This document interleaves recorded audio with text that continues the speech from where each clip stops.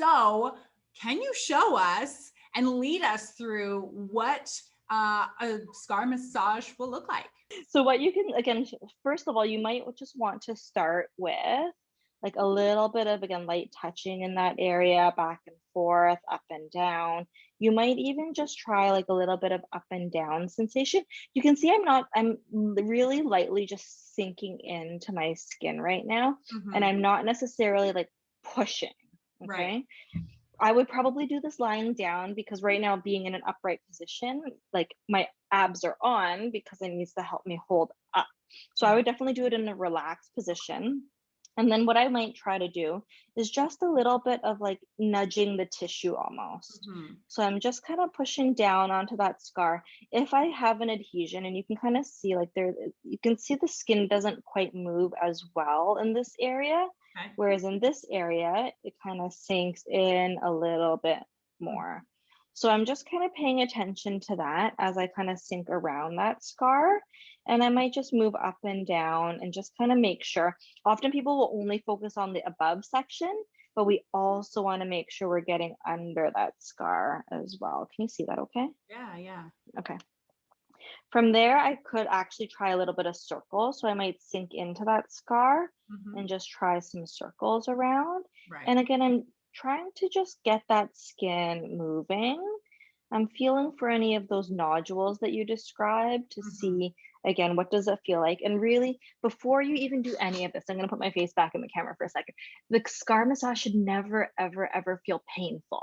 So you may feel that it pulls a little bit. You may feel that, a little bit squeamish, that it feels weird. And that's all okay, but it should never feel painful. Right. Okay.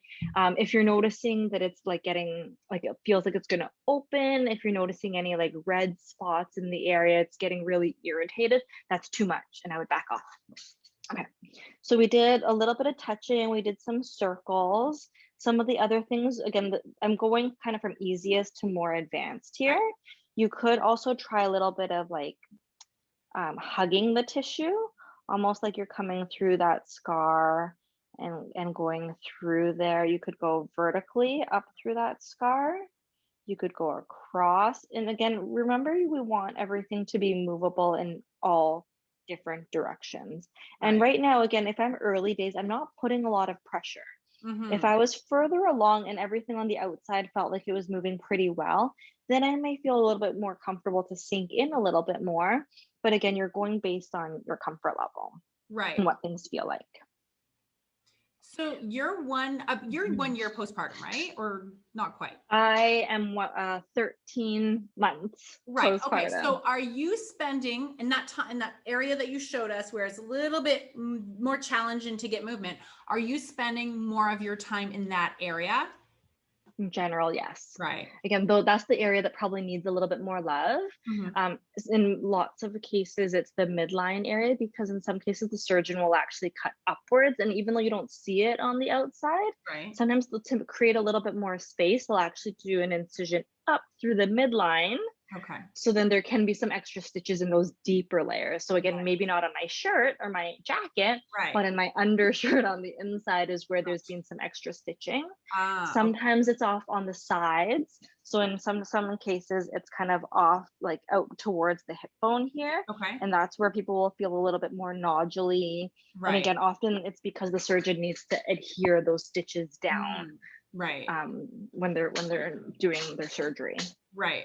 And is there kind of like how many minutes should a mom be doing this a day, or should they be doing it every day, 3 times a week? Or is there, kind of just like however it feels good to you? It really depends. It depends again on those goals as well. So as a physio, we're kind of prescribing things depending on someone's goals, depending on, when I'm assessing the tissue, what does the tissue look like? What does the tissue feel like? So again, there's no number, unfortunately. We all wish there was. Right? I know, right? Got you. Okay. Oh, I forgot to ask, when you are massaging, should you be using oil or anything, just, dry fingers? What should we be using? Again, depending on what the skin is like, what's going to be most comfortable though is definitely like a lotion, an oil of Mhm. some sort. Right. Sometimes I'll have people, again, if they're just in the shower washing the rest of their body, spend a little bit of extra time just around that C-section area. If you're moisturizing your body, again, spend a little bit of time. We often don't think about maybe moisturizing our stomach, Right. but it's a nice way as we're doing our arms and the rest of our body, give that area a little bit of love too, because it Right. needs it. Yeah, yeah. No, that's a great one. I think that's easy, right? It's easier. It's slippery. You got some Easier. soap. Yeah. Okay. Absolutely. And you don't need to necessarily then find the time to get it in either, because you're already doing it with, I mean, as a mom, I don't know how much we're spending lotioning our bodies and whatnot, but if you are, Well, if you then can it's a see chance. how flaky my skin is. You got some sun this weekend. Yeah. Awesome.